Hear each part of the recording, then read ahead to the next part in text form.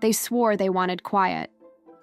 Yet on June 4th, the private Duke and Duchess of Sussex marched their kids past a forest of camera lenses at Disneyland, the noisiest tourist trap in America. A single Instagram reel of the trip, complete with blurred faces and pixel-perfect angles, detonated a week-long firestorm. Was it a birthday treat, a calculated distraction, or both? Hang on, because the fallout now threatens royal titles, lawsuits, and even rumors of AI-generated kids. June 4th was bright, warm, and, for Lilibet's 4th birthday, supposedly innocent. But Disneyland staff noticed an entourage so visible it felt choreographed, security flanking every ride queue, a known Sussex confidant Marcus Anderson shadowing the family, and photographers already camped at prime sightlines. The resulting photos looked accidental until people zoomed in. A floating hand near Lily, lighting inconsistencies around Archie's hat. By nightfall, Facebook and Reddit were buzzing that at least some frames were stitched with generative AI. Screenshots circled with red arrows went viral. Is Lily even touching the ground? One tweet gasped. Even if the shots were genuine, they sparked the real question. Why would two parents who sued British tabloids for intrusion stroll the most photographed mile of Southern California without so much as a baseball cap disguise?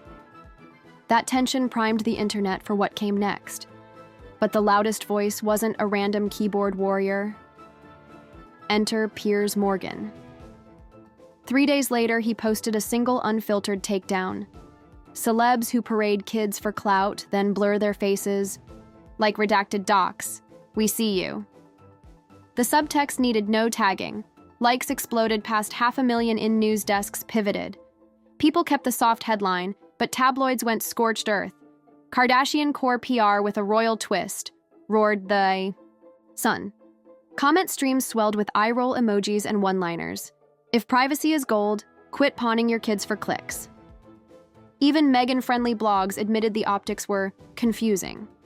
Stans asked why no other park guests accidentally filmed the world-famous couple. Skeptics countered that Disney may have roped off sections, effectively creating a pop-up set. Either way, the Sussex's own reel, captioned 2 days of pure joy, felt less like a scrapbook and more like a sizzle reel, and as the meme machine revved up, Buckingham Palace fell eerily quiet before the leaks began. Timing made everything worse. The Disney drop hit exactly 10 days before trooping the color, King Charles's birthday parade, already under extra scrutiny because chemotherapy will force him into a carriage this year.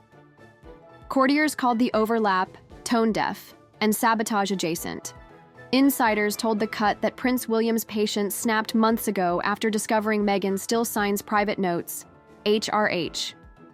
He now floats stripping the couple's remaining titles once he ascends the throne, something no modern monarch has done but lawyers are mapping out anyway. Charles, for his part, was reportedly deeply embarrassed that Lily's royal nickname, Queen Elizabeth's childhood moniker, became the hashtag of a perceived PR stunt. Sources say the king feels the name is being packaged for merch, a red line when public sympathy for the crown is fragile. Inside Montecito, that royal fury intersects with another crisis: brand burnout.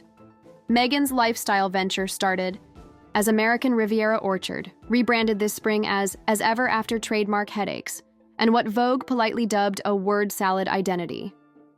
On the audio front, her podcast Confessions of a Female Founder soared to number 19 on Spotify Business, then vanished from the top 100 within 3 weeks. Sky News headlined the drop as latest in dignity.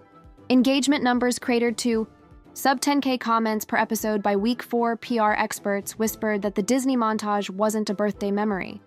It was brand CPR. A cute reel buys free coverage across TMZ, People, GMA.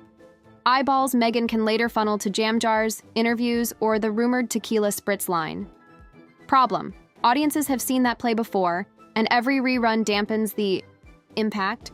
Patterns matter, and the public just charted one in glaring neon. Since 2021, the cycle is clockwork. Product launch or media drop.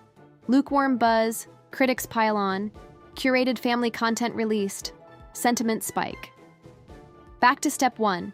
A fresh YouGov tracker backs up the fatigue. Only 20% of Britons now view Meghan positively, a record low since polling began. Even Prince Andrew polls worse, but not by much. California paparazzi confirmed diminishing returns. Veteran shooter Mark Karloff says Sussex snaps are no longer worth the hassle because public appetite crashed.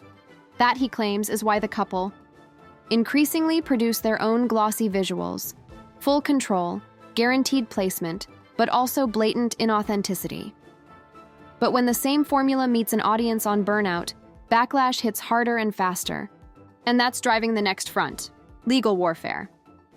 Within 48 hours of Morgan's "We see you" tweet, tabloids report that Sussex lawyers drafted cease and desist letters for alleged harassment. Morgan's camp leaked the defiant reply, "Bring it.